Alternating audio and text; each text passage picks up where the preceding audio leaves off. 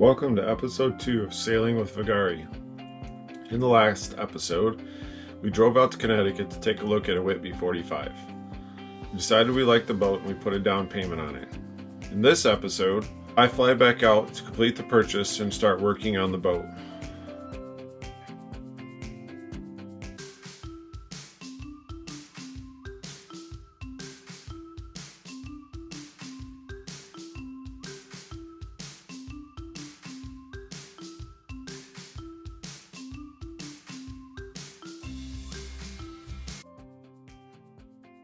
I was only there a couple days before I flew home again.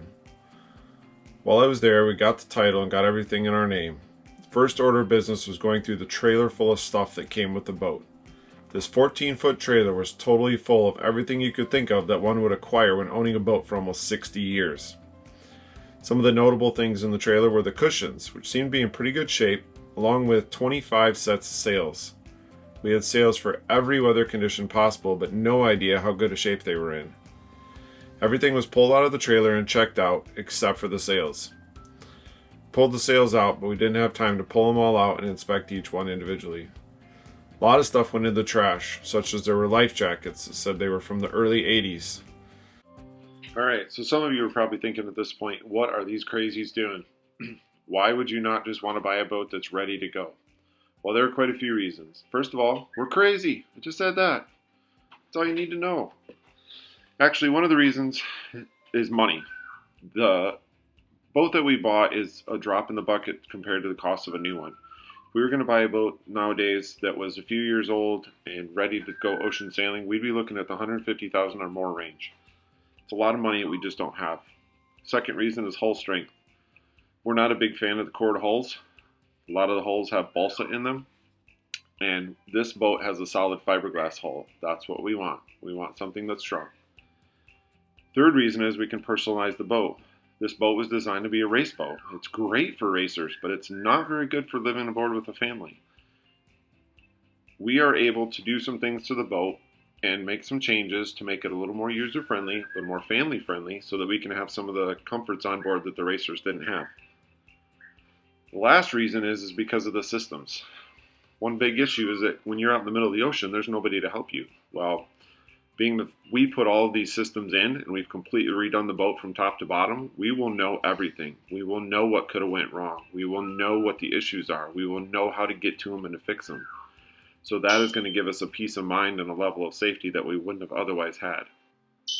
As we get farther in the videos, guys, we will be posting videos about the projects that we're doing, so you'll be able to see some of the changes that we've made and how they affect the boat. So stay tuned for those.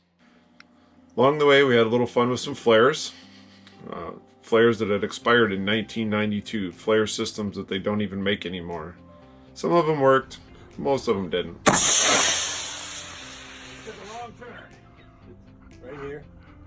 Here, pop. There it goes. After putting everything back in the trailer that we hadn't weeded out, it was time to get to work on the boat itself. First thing I did was pressure wash the boat. There was a lot of grime from sitting over the years. It was really nice to get it all off. It looked better, and then we weren't getting dirty every time we climbed on or off the boat. The wood started to show what it could look like, and I could see that there wasn't any hidden damage anywhere that the grime had covered up. One of the previous owners, Chuck, and I started to free up the rudder. The rudder was an issue that we knew was stuck from a previous trip. We ended up taking it completely out of the boat to get it free. Chuck had to come up top, and he was wiggling the rudder post, and myself, I was down on the bottom trying to move the rudder back and forth physically. We finally managed to get that beast out. The rudder post was quite full of old, dried up grease and salt, all sorts of corrosion and things that had acquired over the years. We scraped it all out till it was clean, coated everything with water-resistant grease, and slid the rudder back in. The rudder is very, very heavy, and even with everything clean, the tolerances are still very tight. The bottom of the rudder is held in place by aluminum pieces that had worn away over years. I took those off and brought them home with me to remake. There was also supposed to be a bushing on the top of the rudder post that we noticed was missing. Have to assume that it either wore away or broke or whatever over the years, and it was completely missing. Both of these would have to be replaced before we could move the boat. The bushing on the top and the pieces on the bottom are what hold the rudder in place, so we can't certainly haul the boat with the rudder like that.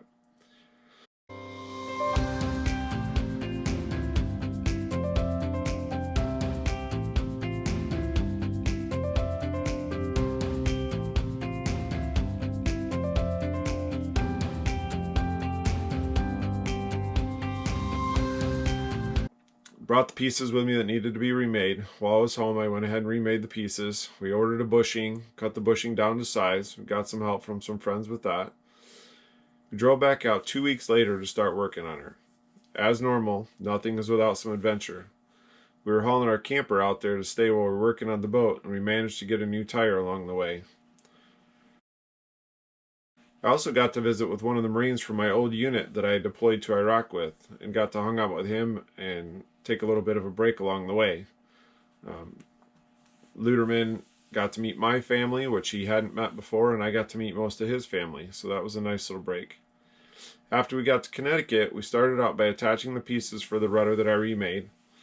We put a zinc anode on, which wasn't there previously, which was probably part of the reason that the aluminum pieces had rotted out, and checked out the prop to make sure it was okay for the trip. It's a very early first generation folding prop.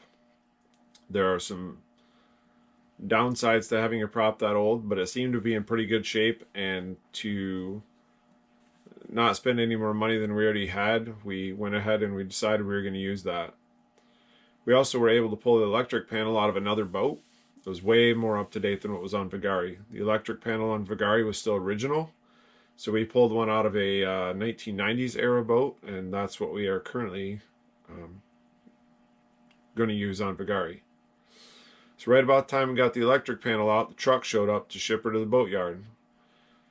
Taking it to the Mystic shipyard where we could work on it and prep it for the trip. We had at that point planned to spend about a week or week and a half working on it before we put it in the water. We got to the boatyard. They hung it from a travel lift for a couple days before finally settling on a place where they could rest it for a couple weeks.